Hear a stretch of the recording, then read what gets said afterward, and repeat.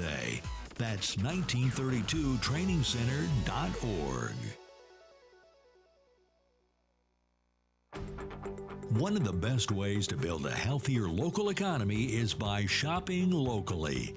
Teamster Advantage is a shop local program started by Teamster Local 1932 that has brought together hundreds of locally owned businesses to provide discounts for residents who make shopping locally their priority. Everything from restaurants like Corky's to fun times at SB Raceway and much, much more. If you're not currently a Teamster and you want access to these local business discounts, contact Jennifer at 909-889-8377, extension 224. Give her a call. That number again is 909-889-8377, extension 224. Labor unions built the middle class, and the middle class built America. That's the message from Teamsters Local 1932, a strong and successful labor union based in San Bernardino that represents over 14,000 hardworking people across the Inland Empire. The Teamsters are ready to help you organize for better pay, increased benefits, and improved working conditions. Reach out to Teamsters 1932 at teamsters1932.org/organize to speak with an organizer today.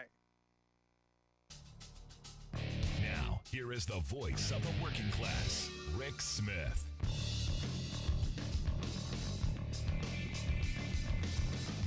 And welcome, brothers, sisters, working class heroes. This is the Rick Smith Show. Thanks so much for being here today on the big program. Lots to get to, lots to talk about. A little. This is one of those things that just drives me insane. You've got the destroyer senators. You've got people who didn't step up in the moment when they could have come on and said, "Yeah, we're gonna support infrastructure. We're gonna support rebuilding America. We're gonna take off the red hat and the blue hat. We're gonna get that hard hat on, and we're gonna build stuff." They could have voted for it. They could have gotten behind it. They could have supported it, but they didn't. And there are 30 Republican senators who, when this bipartisan infrastructure bill went through, chose no. We're not going to support infrastructure spending. We're going to take our ball and go home. Now, it's interesting because this isn't new, but it did catch the ire of the social medias today. It's not new that these people who voted against it, then when the good stuff starts rolling out, when there's a bridge ceremony, where there's a ribbon cutting, or there's a new road that people go, "Oh my gosh, that road is paved," or you name it, broadband access, let's say. When things start going, "Hey, that's a good thing," they want to jump right in. They want to jump right to the front and go, "Hey, this is great, isn't it? Thank goodness we did this." So you got John Cornyn, Texas senator, voted against the bipartisan infrastructure bill. He tweeted out that Texas is receiving $3.3 billion in federal funds to boost broadband expansion. And he links, to this article saying how great this is, like he was behind it. He wasn't. He voted against it.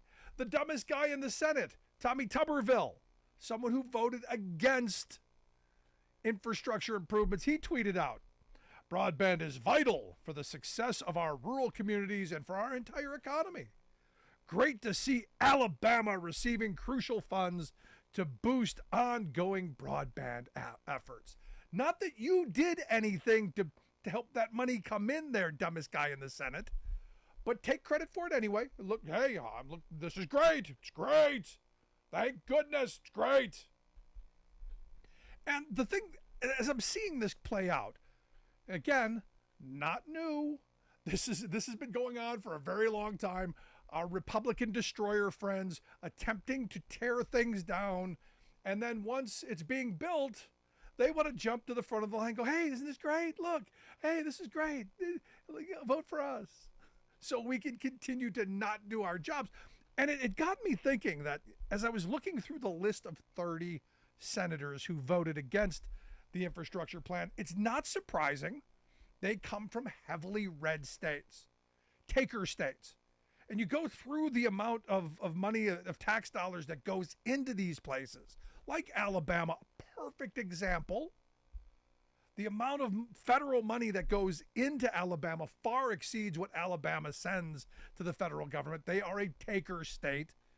And these taker senators are doing everything they can do to starve the federal government of resources. And it got me thinking today of going, explain to me why Joe Biden is doing.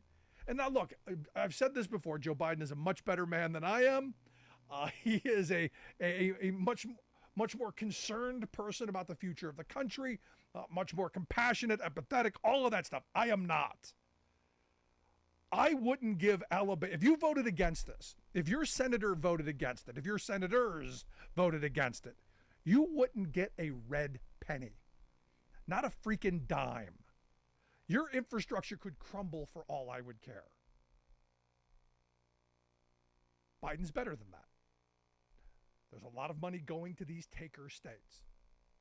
And I want to make sure that we understand that the people who are pushing against investments, the people who are pushing against a system of the federal government helping to rebuild the country for the good of the country, for the general welfare of the nation and the nation's economy, I think it's important that you point these people out. Ron Johnson in Wisconsin, another example of this. A guy who has voted against every opportunity to make our country better, a clear destroyer, somehow reelected in Wisconsin. Mind-blowing. And this is one of those moments where you look at the investments that are coming, and there's part of me that's not as good as Joe Biden. It just is. And we've talked about the taker states. We've talked about how they are basically sucking blue states dry. And there's so much more that should be invested in blue states because of this redistribution of wealth. And again, the very people who voted against this are the same people, the same destroyers who want to go after the IRS. Say, no, we're not going to hire new IRS agents because, well, they would go after rich people to bring more money in. Think about this for a second. The people who told us that they care about the deficit, they care about our debt, they're the very people who are doing everything they can do to destroy our ability to go out and get the revenue that is supposed to come in. It's not even talking about new revenue. It's just about enforcing existing laws. Again, our Republican destroyer friends, the law and order people, except when it comes to rich people and their money. It's quite remarkable. Now, President Biden going to be kicking off the big campaign. And look, Biden economics is doing well. The economy is moving in the right direction, creating jobs. Inflation's coming down, and look, Biden's eager to get out there and start, talking about how we've turned things around. He took office. We were not in a good place. Jobs have come back. Investments have happened. We're moving in a good direction. And look, I think it's important for him to go out and make this case. I've said it before. We've got Jelly Bucket Joe, who just shows up and does the work. Builder Joe, Builder Biden out there, doing the work. Not taking credit for much. I think he has to. I think the Democrats have to come out and come out big and say, look, the reality is we've been helping the economy grow. We've been building it from the bottom up, middle out, not top down. That is a good thing. That's going to help working families. And you look at that bridge in Philadelphia, that I-95 bridge that collapsed because of the fire. They pulled all of the resources together. It shows that we can do things, and we can do big things if you just get these destroyers out of the way. I love hearing my Republicans friends, well, regulations stop everything. Well, I don't know so much about regulation. I know Republican senators stop a lot of things, because the U.S. Senate is where progress goes to die because of our destroyer senators. Now, as I said, the president is touting his jobs record. In fact, put out a graph today showing that during his tenure, He has created more jobs than any of the recent presidents from Reagan forward in 2 years than they did in 4. He's created, just under 500,000 jobs a month now on average. Now, immediately the Twitters, no, these are all those jobs came back. No, those jobs are gone. What happened under Trump's watch, mishandling the pandemic, pretty big freaking deal, cost millions of jobs.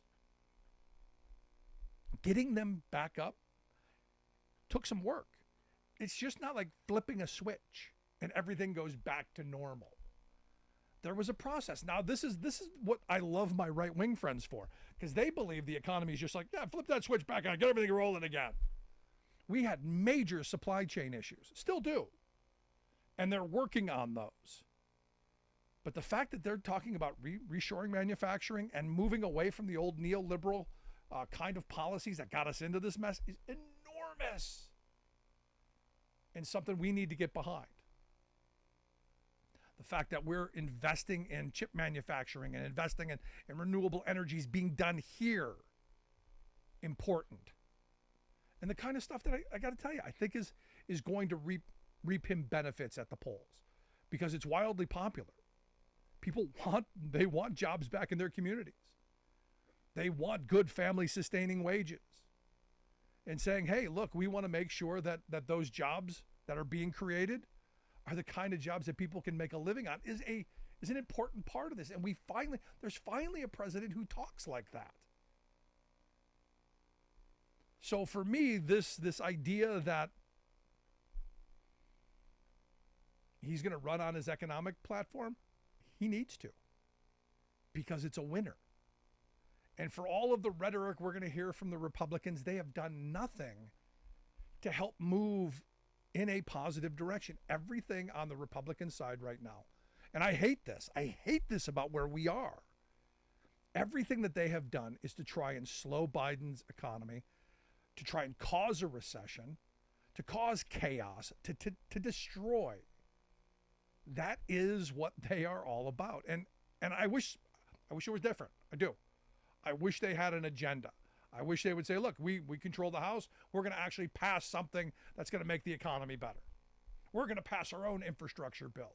We're going to pass our own investment in healthcare or education. We're going to show you how we're going to help an economy. I know, but Rick, they're not that party. They're the party of the invisible hand. They're the party of the invisible man doing invisible things behind an invisible curtain while giving you the invisible finger. That's who they are, and that's where we are when they take control of the economy. Because interestingly enough, in looking at the graphic that Biden put out, it's interesting to see how during Republican administrations, job creation tanks. I mean, tanks. And during Democratic administrations, you build things back up. It kind of goes to show that maybe austerity doesn't work as well. And I know, but Rick, you're talking about an economy that works for working people. That's not what Republicans are in favor of. They want an economy that works for the very wealthy. And that is apparent when you look at all the tax cut bills that they've gotten through, that the only real legislative victory for Donald Trump was a massive tax handout to the very wealthy. When you look at it from the frame of, but Rick, Republicans have an economic agenda. And when they are in control, it works exactly as it's supposed to. It makes the wealthy and big corporations wealthier and more prosperous, and it makes working people poorer. And when Democrats get into office, the agenda is how do we make working people, how do we make them whole? How do we get them jobs? How do we get them the ability to support their families? Again, my more moderate Democrats, but we got to worry about corporate profits too. I'm not so concerned. Corporations will take care of themselves. They do really well at lobbying in their best interests. Not so much yours or mine or working people's. And this is where, those election things matter. So I got to tell you, I'm hoping Joe runs on and highlights hugely, to use a Trump word, how well he has done for our economy, and basically, shove it right up there. Anyway, I'm going to take a quick break. I want to hear your thoughts. Email me, rick@thericksmithshow.com. Miss any portion of the program, podcast. Wherever you get your favorites, you'll find ours. Back after this.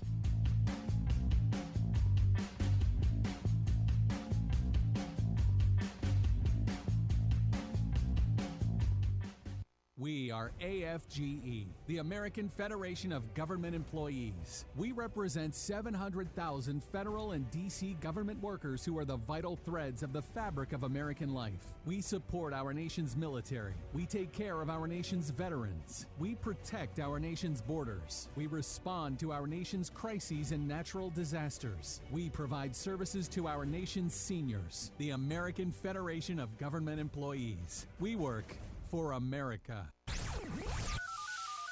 The phone lines are open. Give Rick a call at 1-866-416-RICK. That's 1-866-416-7425.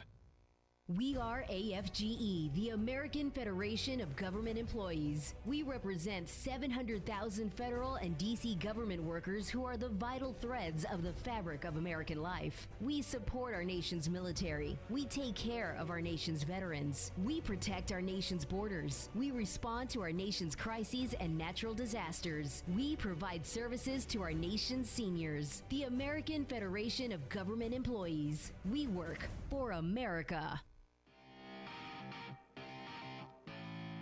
Welcome back to the Rick Smith Show. Now, here is Rick Smith. Quote of the day comes from Liz Cheney, former congresswoman from Wyoming. What we've done in our politics is create a situation where we're electing idiots. Yeah. She's not wrong. Look, I'm not a huge Liz Cheney fan by any stretch of the imagination. That Cheney name, that makes me very, very cautious. But she's not wrong. We are electing idiots. You look at the dog and pony show going on in the House, the bread and circus nonsense that they're pulling. Liz, you're right. And you look at the Republicans, the person who's probably going to be their nominee for president, went on Twitter today to lose his mind. Not Twitter, that social thing he's got, that Truth Social. That he truthed today. Could somebody please explain to the deranged, Trump-hating Jack Smith, his family, and his friends that as President of the United States, I come under the Presidential Records Act as affirmed by the Clinton Sox case, not by this psycho's fantasy of the never used before Espionage Act of 1917. Smith, in quotation marks, not sure why it's in quotation marks, should be looking at crooked Joe Biden with 2 Ds and all of his crimes that he has perpetrated on the American public, including the millions and millions of dollars he extorted from foreign countries. I think he should worry about his own legal troubles first, but let's deconstruct this a bit. Outside of the fact that he misspelled Biden's name, and I think he did that on purpose because he's that kind of punitive child. But the misspelling and the use of the hyphen in psychos. Go back to school, learn a little something. But the open threat, and I take that as an open threat. Would somebody please explain to the deranged, Trump-hating Jack Smith, his family, and his friends? What? Because what this is, for those who don't know, this is code. Hey, crazy people. Hey, dim. Hey, poorly educated. Go find Jack Smith's house. Go knock on his door. Go harass his children. Go harass his wife. Go after his friends. Intimidate them. Because this is what they know. They know this works. Look what they did to Peter Hotez. They literally sent people to his house because he won't debate a lunatic. This is the kind of dog whistle. And this isn't even a dog whistle. This is like almost an outward command. Hey, crazy people, go harass Jack Smith. This is the kind of stuff that they do. This is what fascist dictators do. This is the kind of stuff that authoritarians do. And the weird thing is the Trump folk, they don't care because that's their mindset. And as I've said before, there are the fives that you're never going to get. You don't even bother talking to them because you're never going to reach them. Like this guy from this, there's this, I'm not even going to say the name of it. It's one of these right-wing outlets that, is trying to be extreme beyond the extreme. They're trying to be MAGA ultra. And one of their correspondents, there's a video going around on social media. One of their correspondents said, look, we don't give a damn what the recordings say. Nope, I don't care what the recording says. You could bring out 100 other recordings. What I know is Trump put America first. So you can't talk to these folks. And these aren't journalists. These are propagandists. What they're saying is it doesn't matter. Facts don't matter. Reality doesn't matter. Our dear leader needs us. Our dear leader, the one who is in real trouble. I don't know if you heard the tape, but the tape is pretty clear. The perfect tape. We have the perfect phone call now, and a couple of phone calls actually. And now this perfect tape of him admitting, outwardly, very clearly admitting. One of the Watergate historians had a great quote. He said, there are thousands of hours of Nixon, and in none of those moments is Nixon as clear about the illegal actions that he was doing as Trump was. Trump was right on. I know I shouldn't be showing you this, but look what I got. Oh boy. It's quite remarkable when you stop and think about it, and the fact that they're even trying to make this I'm under different laws, I'm special. I don't think it's going to fly in court, and we'll see. We will see. Now, if that isn't enough to give Donald Trump heartburn, Jack Smith, who evidently is now living in between Trump's ears, evidently he's set to interview Brad Raffensperger. And you know who Brad Raffensperger is. He's the Secretary of State of Georgia. He's the guy on the perfect phone call. I remember Donald Trump called him and said, hey, I need 11,000 some odd votes. Go find those. Find a couch somewhere, dig your hand down into the cushions and grab me 11,000. He said, I won by 400,000, but I just need 11,000. So go find those. He is going to be interviewed by Jack Smith on all of the stuff. And my mind goes, why is it taking this long to get to him? And I know Jack Smith is now, I guess, setting up to talk to Rudy. So the walls, there was an 80s song, I think it was The Call. The walls come tumbling down. The walls are tumbling down. But interestingly enough, the Republican Party is doing everything they can do to put themselves right in the heart of it. You have Kevin McCarthy, who is now, and this is bizarre to me, and I don't know how you do this, but they're attempting to rewrite history. They're going to go back and try and expunge Trump of the impeachments. And I'm going, I don't know how you do that. I don't know how you go back and, we're just going to rewrite all this history, and it never happened. Never happened. It'll be in a sealed box somewhere. History will never remember this. I'm kind of now I'm thinking about, history as a whole.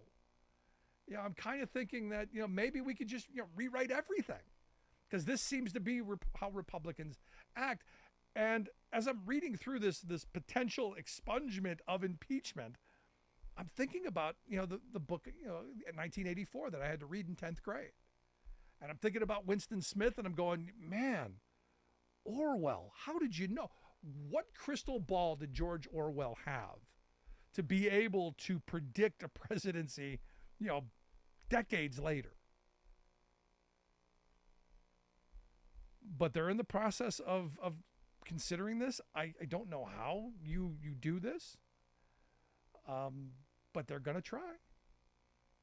and they're going to try and defend dear leader, and they're going to try and rewrite what happened in the past while simultaneously going forward and impeaching Joe Biden. Now, they don't know for what yet. They've got articles of impeachment, not sure what they are yet. But, much like all of the Rudy Giuliani at the Four Seasons landscaping facility making up a bunch of stuff, they're still not going in front of the people with robes, still not putting their hand on that Bible and swearing to tell the truth. Want to hear your thoughts? Email me, rick@thericksmithshow.com. Right back. I'm Rick Smith, and this is Labor History in 2. On this day in labor history, the year was 1905. That was the day over 200 socialists, anarchists, and Marxists representing over 40 organizations met at Brands Hall in Chicago to convene the founding of the Industrial Workers of the World. Representatives from groups like the Socialist Party, Socialist Labor Party, and Western Federation of Miners joined together for an 11-day convention to discuss the future of industrial unionism and revolutionary struggle. Those present included Big Bill Haywood, James Connolly, Daniel De Leon, Eugene V. Debs, Lucy Gonzalez Parsons, Mother Jones, and many more. They hoped to cohere an alternative to the politically conservative business unionism of the American Federation of Labor. They sought to build on the legacy of the Knights of Labor and their motto of "an injury to one is an injury to all." They were determined to build an industrial union that organized workers regardless of skill level. They also distinguished themselves by opening their doors to men and women, black, white, and all immigrant workers, including Asians. Big Bill Haywood opened the first day's morning session with the following remarks, saying, quote, "This is the Continental Congress of the working class. We are here to confederate the workers of this country into a working class movement that shall have as its purpose the emancipation of the working class from the slave bondage of capitalism. There is no organization that has for its purpose the same object as that for which you are called together today. The aims and objects of this organization should be to put the working class in possession of the economic power, the means of life, in control of the machinery of production and distribution without regard to capitalist masters." For more information, go to laborhistoryin2.com, like us on Facebook, follow us on Twitter @laborhistoryin2. When you think of Americans whose music has made a lasting difference, you might think of Scott Joplin, Woody Guthrie, Maybelle Carter, Harry Belafonte, or Roger Payne. Who? I came across Payne in a June obituary reporting that he had died at age 88. Yes, I occasionally scan the obits, not out of morbid curiosity, but because these little death notices encompass our people's history, reconnecting us to common lives that had some small or surprisingly large impact. Payne's impact is still reverberating around the globe, even though few know his name. A biologist who studied moths in the 1960s, he chanced upon a technical military recording of undersea sounds that incidentally included a cacophony of baying, shrieking, mooing, squealing, and caterwauling. They were the voices of humpback whales. What others had considered noise blew my mind, said Payne, describing them as a musical chorus of exuberant, uninterrupted rivers of sound. His life's work shifted from moths to whales, then to the interdependence of all species. At the time, whales were treated by industry and governments as dull, lumbering nuisances. But Payne's musical instincts came into play, sensing that the singing of these magnificent mammals might reach the primordial soul of humans. So he collected their rhythmic, haunting melodies into a momentous 1970 recording titled Songs of the Humpback Whale.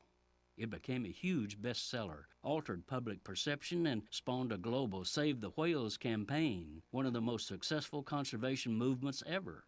This is Jim Hightower saying, so without writing or performing a single musical note, this scientist produced a truly powerful serenade from nature that continues to make a difference. To connect with Roger Payne's musical work and help extend his deep understanding that all of us beings are related, contact Ocean Alliance at whale.org.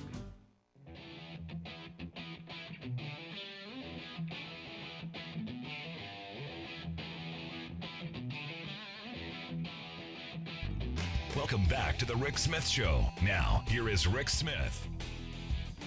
So big news coming out of the Supreme Court today, and I got to tell you, shocker, 6-3 decision Again, did I mention shocker? Because months ago I said I think it's going to be a sad day when this Moore decision comes down, because I had really thought that these 6 conservative justices were going to go, no, let's do the craziest possible thing we can do on election law and give it to crazy people to do whatever they want.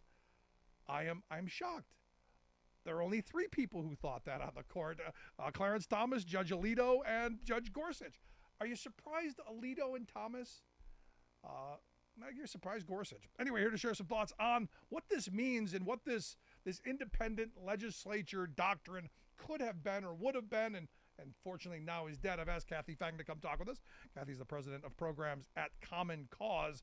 CommonCause.org is their website. Kathy, thanks for taking time for us. Absolutely. So excited to be here. So this is kind of a, let's use a Bidenism. This is a big freaking deal. This is a huge deal, to use the words of other people. I will say that I think that when the case first came up, we certainly felt nervous, because just the way that it was framed as if it was looking at whether courts at the state level could go rogue, right? Are there any kind of bounds on state courts? But once we got before the Supreme Court, and let me be clear, there were some 45 plus amicus briefs on our side compared to a very paltry 10 or so on the other side, that basically urged the court to look at this theory, the independent state legislature theory, as something that was a very dangerous threat to our democracy. And those amicus briefs came from the left and the right, from people who are friends like at ADL, as well as people who are founding fathers of the Federalist Society, right? So people on the, on all sides of the political spectrum who are urging the Supreme Court to say, this case is such a potential dangerous threat to our democracy, it would unwind what we know and think of as the fundamental checks and balances in American government, right? The very thing that ensures that one branch doesn't go rogue, we don't have dictators, we don't have political coups, we don't have lawless lawmakers, because we've got this system of checks and balances built in. And I think once the Supreme Court heard those arguments, read the amicus briefs, and really thought about what was at stake, it was right that 6 of the Supreme Court justices said, hell no, we cannot allow one branch of government to be absolutely and without any restriction able to exercise power when it comes to federal elections.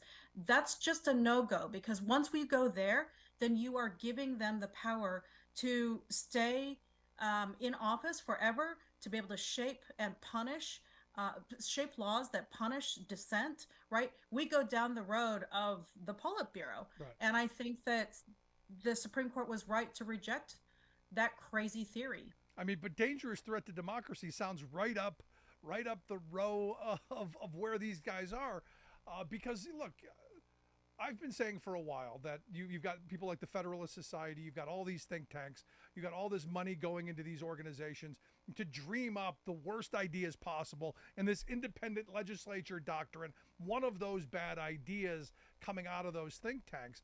Again, there are a lot of these bad ideas. So I'm looking at this originally going, I'm kind of concerned, because this stuff generally goes slipping right through. Yeah. But I'm glad it didn't. So the question that I have is, because I had a listener ask me the other day, there have been a couple of voting kind of things coming out of the Supreme Court lately. Has the Supreme Court, or at least 3 of the conservative justices, had an about face, had a change of heart? Are we seeing a switch in time to save 9 kind of scenario? Yeah. Where are we? I think that only time will tell, right? We don't know whether this is a change that is a turning of a corner when it comes to the fundamental democratic principles that our country is based on. But what I like to believe is that it didn't take a lot for them to look at what's written in our U.S. Constitution, what's passed by Congress as federal laws like the Voting Rights Act, what's written in state constitutions, to say, all right, while we may disagree ideologically on where to fall on many, many issues, there are some foundational stones that our country is based on. And if we start dismantling those things, we are cutting off our nose to spite our face, right? I think just for that temporary political win, you will end up dismantling the very country that you think you are trying to gain power in. And so I think that the Supreme Court realized that in order to interpret history, precedent, the language of the Constitution correctly, what it had to do was take a step back from all of the political craziness, right? And I think that what they've seen is how far it will go. When you watch people storming Congress, right, with the flag as a battering ram, you realize that this is not a game anymore. You can't say yes to this kind of crazy idea and not expect that what you potentially are doing is opening it up to a total dismantling Right. of our country. And I think that in a lot of ways, this is the Supreme Court realizing they cannot go that far. And in the end, they are institutionalists, right? They want to preserve certain things. And I think that it's right that three justices who normally identify as on the right side of the column, right, conservative, would side with the liberal justices because this is no longer about whether you are a Democrat or a Republican. This is about whether you're an American. And if you start dismantling those fundamental ideals that we have, the thing that we all grew up learning in Schoolhouse Rock, right? There are three branches of government. Right. You need one that checks the other, right? Before you can pass a law, the whole what is a bill, right? And I really think that there was a revisit of what does this country stand for? And we cannot let that slide into an abyss simply for temporary political gain by one party. Listen to the Rick Smith Show here with Kathy Fang. Kathy's the Vice President of Programs at Common Cause, commoncause.org, the website if you want to check out the work that they do and more information on this. So now this independent legislature doctrine, yes. It's now dead. So we don't even really have to go into how bad it would have been. It's now dead. My question now becomes, okay, this is now dead. What is the next bad idea? Because they never seem to stop. There's always something next. There's always, more legislative action to put roadblocks between voters in the ballot box. There's always Texas trying to overturn elections that they don't like. There's always these things. What do you see as next? Well, let's remember that the Supreme Court has dealt us quite a few blows when it comes to the kinds of protections that we have seen in the laws. Okay, so recently with the Voting Rights Act, we were all thrilled to death that the court left intact what's called Section 2 of the Voting Rights Act that says you cannot dilute minority votes, whether that's through the passage of restrictive voting laws or redistricting, right? But they did dismantle in an earlier case in Shelby County versus Holder in 2013, the protections against those kinds of very bad laws that would allow people to come into court and seek protective order to prevent those bad laws from going into effect, so that you can run an election on a free and clean process without having to allow that bad law to go into effect. Now what has to happen is you allow the law to go into effect, you allow the bad effects to happen, and then you go to court, and which does take time, right? So that could be one election cycles or a couple of election cycles running under gerrymandered laws or restrictive voting laws. Those kinds of things still exist. And so what we may see is, and we continue to see, is number one, states pushing restrictive voting laws that take away the ability for people to access the ballot, to register to vote, to cast a ballot, by putting a million hurdles in front of them. The second thing that we're seeing is a real attempt by state legislatures to claw back the right of people to use the initiative process to protect rights, right?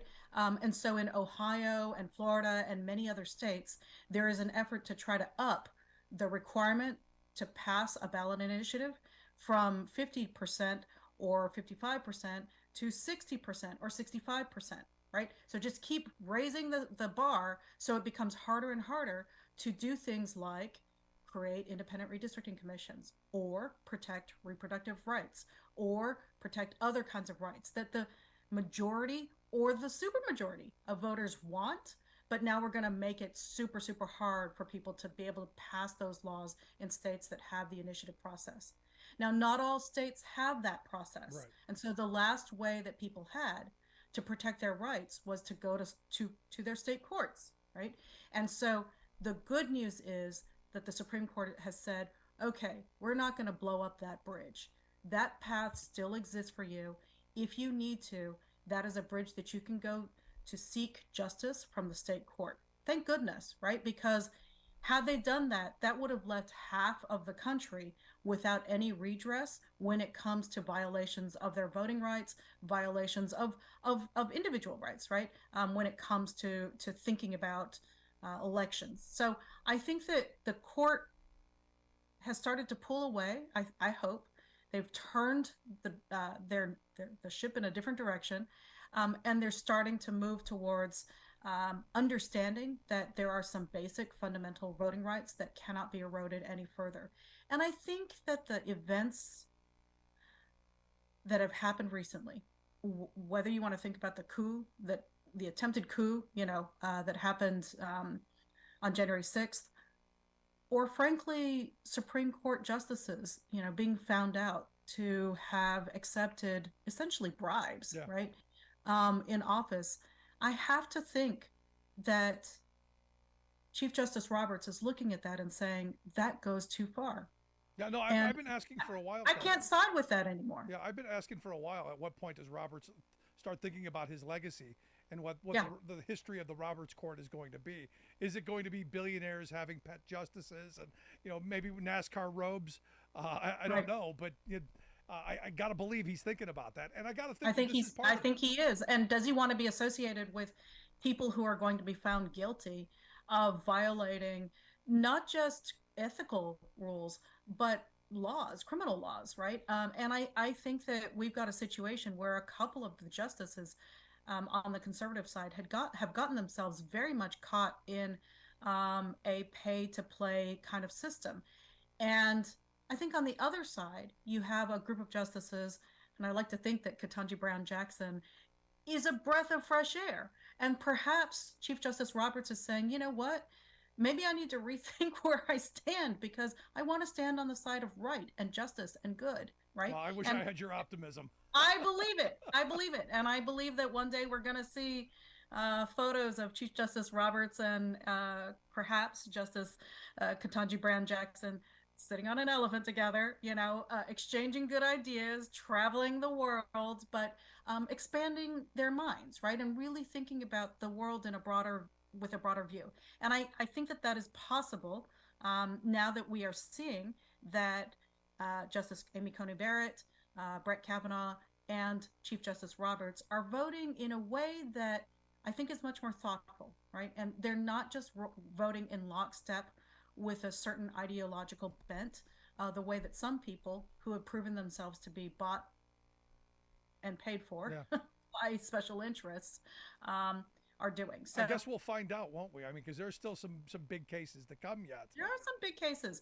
And I'm not saying that they've necessarily changed their ideology entirely, but I think when it comes to these types of cases that are fundamentally about rights that are enshrined in law and in the Constitution, I think that there has to be a line drawn that says we're not going to dismantle things that are written in law, things that are written in the Constitution, things that we've been practicing for 250 years or more, right, in the United States. Well, either way, it is a good day for democracy. I'll take the win, or at Yes. least I'll take what this shouldn't have been even on the table. Again, it's one of those things I don't even know why they took, but I'm glad this time they're on the right side of history, and we'll see where things go. But as the horrible continues, I'd love to have you come back and share some thoughts. Appreciate the time. Every once in a while, we have a little sunshine in July. It's a good way to go into July 4th to celebrate the things that we know America actually stands for. And that is freedom and democracy for all people, and not a cramped view of what those rights mean. And I think today the Supreme Court gave us something to celebrate. I'm there with you. Kathy, I appreciate the time. Thanks so much. Thank you.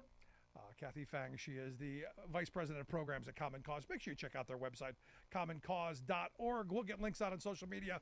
We'll take a quick break. Right back. Stick around. You're listening to The Rick Smith Show. We're working people. Come to talk.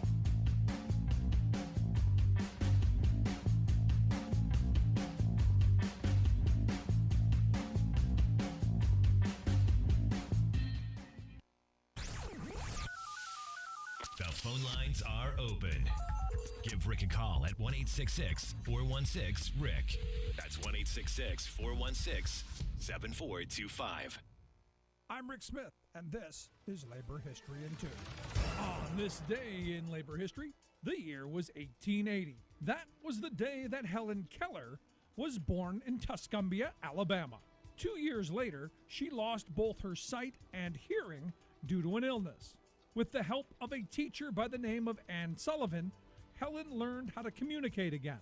Her inspiring story was retold in the play and movie, The Miracle Workers. Keller spent the rest of her life advocating for people with disabilities, as well as a woman's right to vote and a woman's right to birth control. But did you know she was also an outspoken supporter of the cause of labor?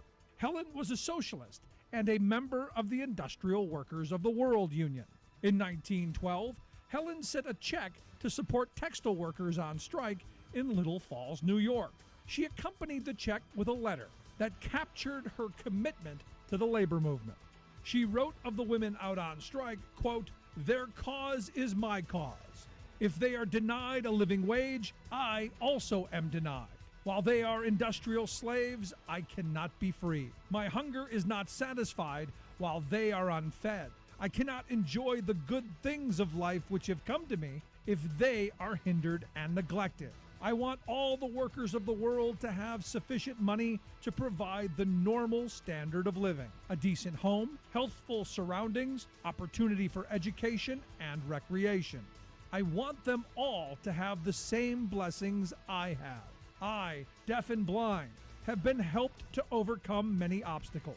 I want them to be helped generously in a struggle which resembles my own in many ways." Labor History in 2 brought to you by the Illinois Labor History Society and The Rick Smith Show. For more information, go to laborhistoryin2.com.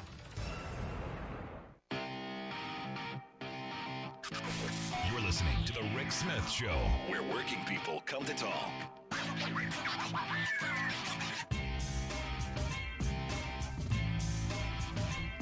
Interesting story over at the newspaper of the investor class, the Wall Street Journal. It's amazing how they do this pitch of, you should want to work till you die. You should want to work from the day you're born to the day you die. And they point out in this article that people over 80 are working more. In fact, they're pointing out that they're the largest growing segment of their age group is the only group growing in labor participation. Everybody else is lazy. All of the younger groups are actually falling in labor participation. But the 80-year-olds, the octogenarians, they're growing.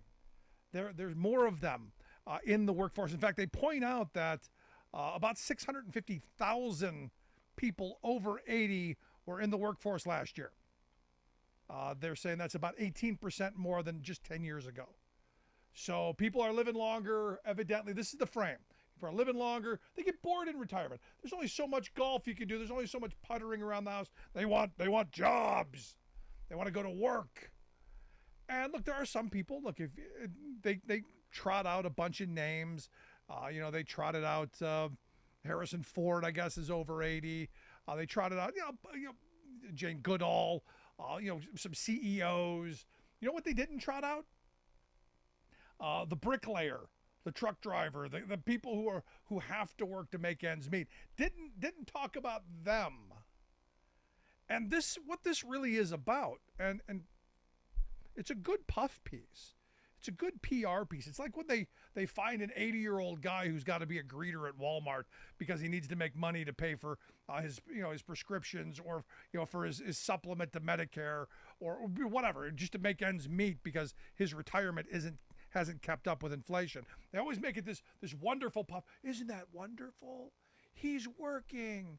Oh, that's great. Look at him out there. Yeah. Look, I'm all in favor of people who want to work and don't need to, and because it's what gets them blood flow and all that. That's great. But I gotta think, of the 650,000 people over 80 who are working, the story is not, oh, I'm bored. I'm not thinking that's it. I'm thinking I didn't think I was going to live this long, and I didn't save enough, and now I've run out of money, and now I got to go back to work to be able to pay for the prescription drugs that have kept me alive this long. Because again, we've got Republicans in Congress who will do nothing on prescription drugs. Because we're Americans, we pay full price. But this is another one of these moments where you go, they're pushing this idea that these people want to work longer, and what's coming next. The next sentence, the next puff piece is, Americans, they're putting off Social Security. They're voluntarily putting off Social Security until they're whatever. So it makes it easier for them to raise the Social Security age. So it makes it, well, you know what? People want to work longer. We're just giving the people what they want, which is insane. Because here's what we know. Social Security's got some problems. By, 2033, I think it is. They're going to have to start cutting back on benefits because we're going to start dwindling down on money. And the reason that we're dwindling down on money is not because baby boomers are retiring or people are taking advantage of the program that they've paid into. No, it's not that at all. It's the fact that there's not enough money.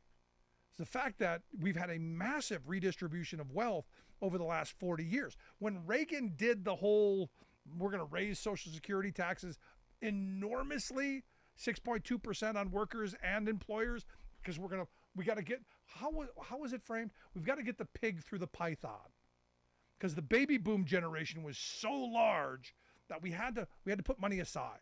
So that you had to get the pig through the python. So we had to have this massive influx of cash to go into the program. And they did. What they didn't plan on, and this is the problem with where Social Security has a problem. Two things. We've got a cap on it, so rich people only pay so much. I think the cap's like $160,000. So if you make $20 gazillion, if that's earned income, like going to work, you're only paying out 160 grand. Where someone who makes 100 grand a year pays every dime of their earnings into Social Security. That's a problem. We could scrap the cap, solve our problem just like that. The other problem, and the bigger problem, is the fact that in the 80s, a much larger share of wealth went to working people. You had much stronger unions. Wages were much higher for working people. They were.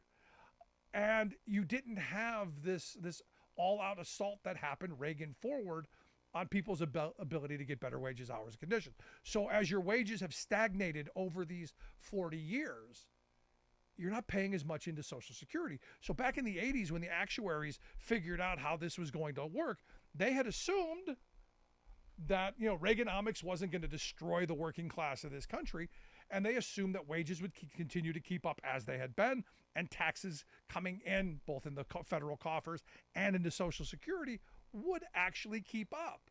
We wouldn't have a problem with any of this stuff if it weren't for Republicans destroying the ability of workers to get better wages, hours, and conditions by going after unions. Wouldn't have this problem.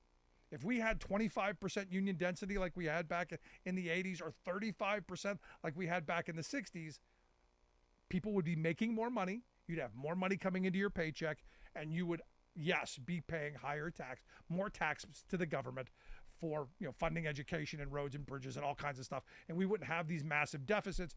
And also, Social Security would be flush with cash.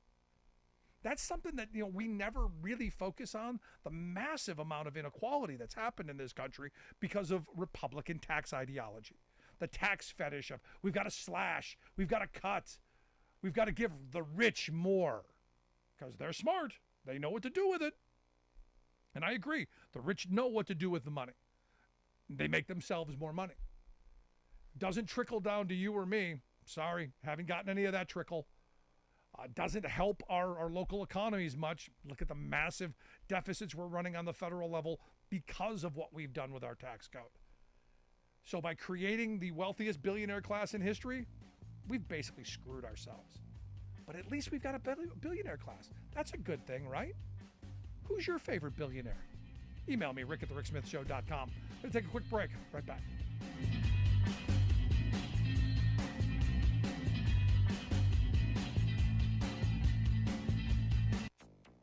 Please do what you can to conserve energy. Conservation helps the grid. Extreme heat and deadly storms spread across much of the U.S. The rail company says that so far no environmental impact has been detected. Train carrying hazardous chemicals derails into Montana's Yellowstone River. Plus, in a lot of spaces now, in many industries, you compete and you partner. More EV car makers adopt Tesla's fast charging standard. Trust Elon Musk? Why not? All of those stories and more straight ahead from BradBlog.com. I'm Brad Friedman. And I'm Desi Doyen. Stand by for 6 minutes of independent green news, politics, analysis, and snarky comment. Republican presidential candidate Nikki Haley has a new plan to make the U.S. energy independent. We would stop controlling where they produce or how much they produce and get the EPA out of the way. We would roll back the green subsidies that have been put in place. Okay, no thanks. This is your Green News Report. All right, Desi Doyen over in the GOP primary for 2024. They are already competing about who can destroy the environment more. Yep. Going to be a fun year. What do you got for us today? Well, first of all, as we go to air, the persistent, brutal heat wave walloping Texas is entering its third week, and forecasters say it is expanding to other states, affecting 2/3 KCAA of America. Loma Linda.